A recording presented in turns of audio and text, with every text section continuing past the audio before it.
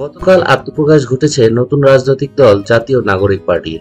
এই দলে নাহিদ ইসলামকে আহ্বায়ক ও আক্তার হোসেনকে সদস্য সচিব করা হয়েছে। দলটির দক্ষিণাঞ্চলের মুখ্য সংগঠক হিসেবে দায়িত্ব পেয়েছেন হাসনাত আব্দুল্লাহ। শুক্রবার রাজধানীর মানিক মিয়া এভিনিউতে দলের আত্মপ্রকাশ অনুষ্ঠান হয়। অনুষ্ঠান শেষে জাতীয় নাগরিক পার্টির আহ্বায়ক কমিটির তালিকা প্রকাশ করা হয়।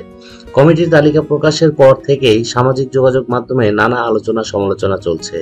এ বিষয়ে এনসিপির মুখ্য সংগঠক দক্ষিণাঞ্চল হাসনাত আব্দুল্লাহ বলেছেন, আমরা নির্ভুল নই।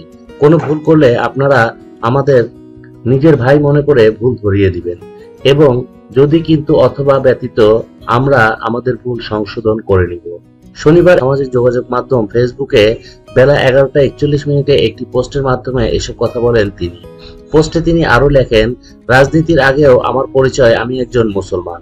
আমি আমার এই পরিচয় ধারণ করি, সবসময় করেই যাব। ধর্মীয় মূল্যবোধ নিয়ে তিনি বলেন, আমার বিশ্বাসকে কিংবা আমার দেশের মানুষের বিশ্বাসকে আঘাত করে কোনো রাজনীতি আমি কখনো করব না।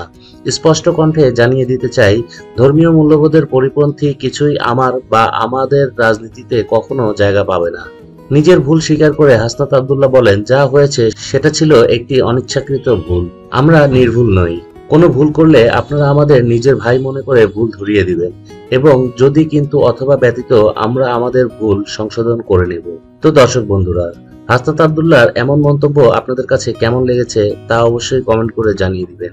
এদিকে জাতীয় নাগরিক পার্টির দক্ষিণাঞ্চলের মুখ্য সংগঠক হাসনাত আব্দুল্লাহকে তুলে নিয়ে যাচ্ছে প্রাইভেট বিশ্ববিদ্যালয়ের শিক্ষার্থীরা। এমন একটি ভিডিও সম্প্রতি সামাজিক যোগাযোগ মাধ্যমে ভাইরাল হয়েছে। তবে দাবিটি সত্য নয় বলে জানিয়েছেন ফ্যাক্ট চেকিং প্রতিষ্ঠান রিউমার স্ক্যানার। রিউমার স্ক্যানারের অনুসন্ধানে জানা যায়, প্রচারিত ভিডিওটি হাসনাত আব্দুল্লাহকে প্রাইভেট বিশ্ববিদ্যালয়ের শিক্ষার্থীরা তুলে নেওয়ার কোনো ঘটনা নয়, বরং পুরনো ও ভিন্ন ঘটনার ভিডিও দিয়ে আলোচিত দাবিটি প্রচার করা হয়েছে। এ বিষয়ে অনুসন্ধানে কথা.com নামক ইউটিউব চ্যানেলের গত 27শে জানুয়ারি আপলোডকৃত একটি ভিডিও খুঁজে পাওয়া যায়। উক্ত ভিডিওর সাথে আলোচিত দাবির প্রচারিত ভিডিওর সাদৃশ্য লক্ষ্য করা যায়। ভিডিওটির বিষয়ে বিস্তারিত অনুসন্ধানে একই দিনে প্রকাশিত জাতীয় দৈনিকের ইউটিউব চ্যানেল থেকে পরিস্থিতি শান্ত করতে এসে বিপাকে হাসনাত শিরোনামে একটি ভিডিও পাওয়া যায়। ভিডিওর বিস্তারিত অংশ থেকে জানা যায়, এটি হাসনাত আব্দুল্লাহর 7 কলেজ ও ঢাকা বিশ্ববিদ্যালয়ের শিক্ষার্থীদের মধ্যকার উত্তেজনাকর পরিস্থিতি শান্ত করতে যাওয়ার ভিডিও।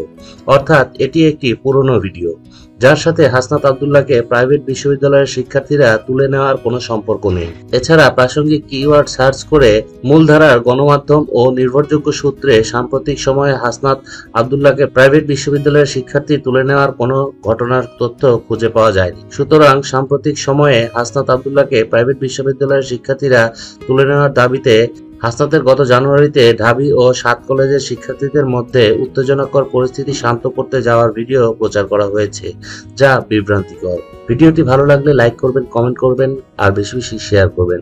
আর হ্যাঁ, সাবস্ক্রাইব করে বেল আইকনে চাপ দিতে ভুলবেন না। ধন্যবাদ।